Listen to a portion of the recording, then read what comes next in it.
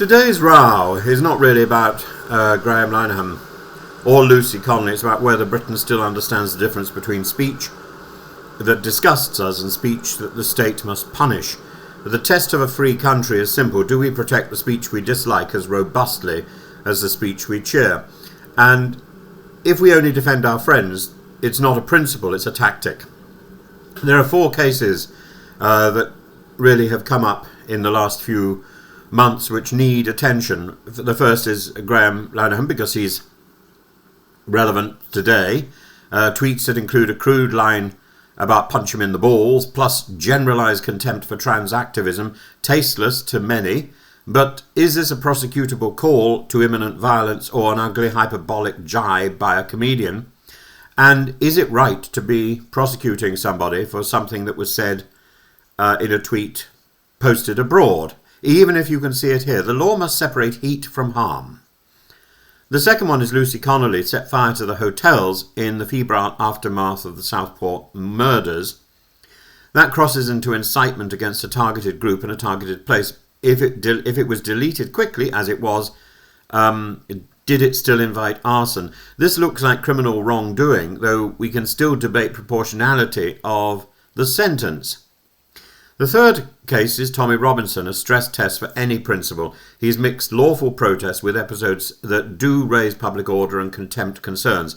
The question is not whether you like him, it's whether the state applies the same threshold of incitement and the same policing priorities to his supporters as to his opponents. And the fourth case is Alex Belfield, and a broadcaster whose style many find repellent, many others find him entertaining and even cathartic. He was apparently very encouraging for people who listened to him during the pandemic.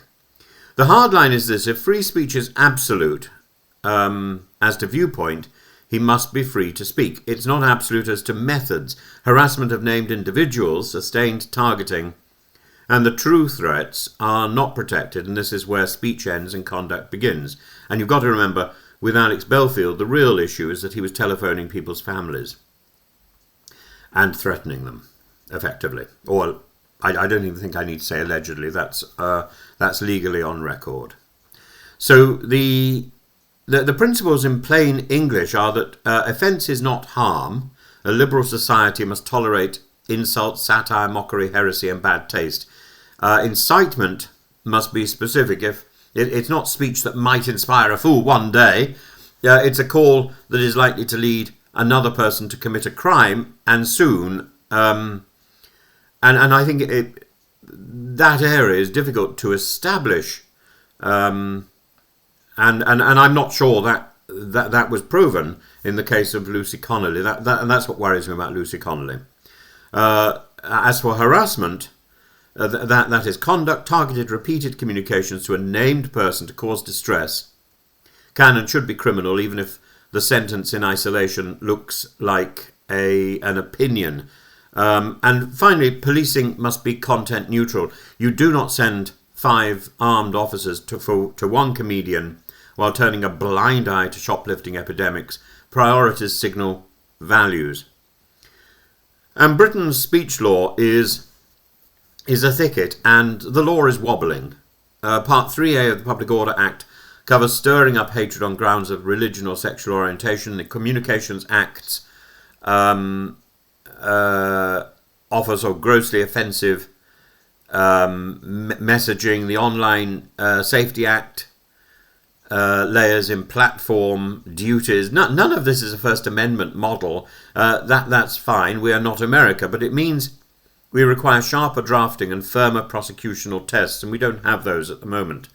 So there are 3 problems that need to be addressed. First of all, the elastic language which is used in the drafting of our laws, words like grossly offensive, alarm and distress, are subjective terms. Elastic words invite selective enforcement, and they need to be adjusted. When you arrest someone at Heathrow for words posted in Arizona, you are exporting British standards to foreign speech, and that invites pushback and diplomatic headaches for this supposed extraterritorial reach, which I think, again, needs to be addressed in Parliament. And even if changes never stick, the arrests, the seizure of devices and the bail conditions become the penalty. So the process of arrest is itself a punishment. Famous people can fight that. Ordinary people cannot fight that. And if you cheered when police recorded non-crime hate incidents against gender-critical women, will you cheer when the same tool is used against pro-Palestinian slogans? If you backed arrests for hate speech as right-wing rallies, will you back arrests for From the River to the Sea? If the answer changes with the speaker, then your standard is not standard. And I think that is the problem. And free speech is worth having, so we need to ensure that it protects the worst first. So here are two clean questions. Did somebody who was arrested or who was charged with a free speech issue, did they name a private individual and pursue them when targeted? Repeated that contact in such a way that a reasonable person would find that oppressive? If yes, then that is harassment, and prosecution on that narrow ground is reasonable. And I think that those were the terms on which Alex Belfield was arrested and prosecuted. Did people who were arrested call for specific criminal acts against an unidentified person or place? If yes, then that is incitement, and that should be prosecuted on a narrow ground. Now, I'm not sure that Lucy Connolly's call about unnamed hotels is about an identifiable place. I don't think it's a very good thing to have said, but I think her statement was broad and vague. The fact that she pleaded guilty meant that she was guilty.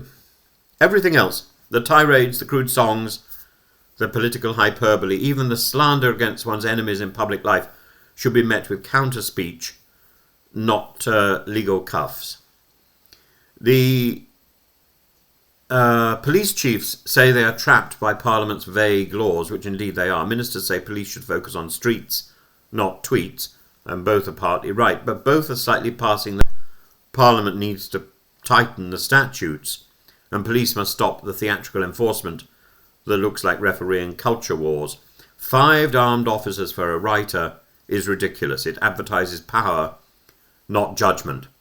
So I think there are 8 things that need to be done. We need to tighten, we need to require intent plus the likelihood of imminent lawless action. We need to tighten that legal definition directed at a speech crime is directed at a specific target to be a crime. We need to clarify what harassment is. We need to shield robust criticism of public figures. We need to focus on sustained targeted conduct towards private individuals. We need to narrow the concept of what is grossly offensive. We need to reserve that. We need to reserve the arrests for what are threats, doxing, and menaces. And pure offensiveness should not be a reason for a criminal case. We need to stop the non-crime hate incident bloat. We need to record only where there is credible risk of criminal escalation, not a feelings ledger. I think there's every reason for the police to keep their own record of non-crime hate incidents, but I don't think it should be recorded as an official police issue. I think it's good for the police to have records. I think it's not good for those records to be shared in such an intimidating way, and certainly not good for those records to be influencing further documentation, like what are they called? I can't remember what you call those things now. Where the big bits of pink paper, which you need to prove that you're an upright and non-criminal citizen. Anyway, Any state request to remove lawful content should be logged and publishable.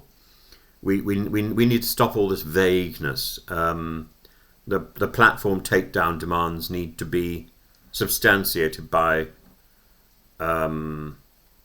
specific requests, and I think probably that needs to be judicial, not a police request. CPS needs to clear thresholds for online speech offences with real examples. There needs to be charging guidance. The theatrical arrests need to stop. Those voluntary interviews need to be pulled back unless there is genuine risk. And we need to audit police speech policing. We need independent published records with case studies across ideologies to check the neutrality of the way the police are working at the moment. A serious country doesn't jail feelings and doesn't and at the expense of ignoring burglaries. It doesn't confuse disgust with danger. It doesn't arrest one side's slogans while applauding the others. If we want fewer Lenihan-style controversies and fewer Connolly-style crimes, then we need to write the line in ink, not fog. We need to protect offensive speech. We need to prosecute real threats, true threats, and targeted harassment. And above all, we need to have one rule. We need to apply one rule to every mouth. Offence is not a harm. Incitement is not a vibe. The true test of free speech is protecting the speech you hate and protecting the speech of people you dislike. So I will work incredibly hard to protect the freedom of people like Tommy Robinson and Alex Belfield. Tommy Robinson, I repeat again, the people who I know who know Tommy tell me he's a good fellow, a nice chap, a pleasant chap. The evidence that I see on the media doesn't conform to that image. So who am I to believe? Well, I would believe my friends, of course. I will give Tommy the benefit of the doubt. As for Alex Belfield, I've had my own run-in with Alex Belfield, and I don't give him the benefit of the doubt. But I would encourage him to be able to speak. And but at the same time, I am very much aware that speech seems, it seems at the moment, to involve a license to continue harassing people who have already been involved in cases against him. And that seems extraordinary that we're in this position where somebody who was sent to jail in perhaps a sentence which was over-egged, but nevertheless he was sent to jail and he's come out of jail and he seems to be doing the same sort of things. Now, I'm the first to say that his patter is brilliant. Though I notice he's now using a joke that I thought that I used first, which is a joke about ranking political elites, political rankers. But in fact, I seem to recall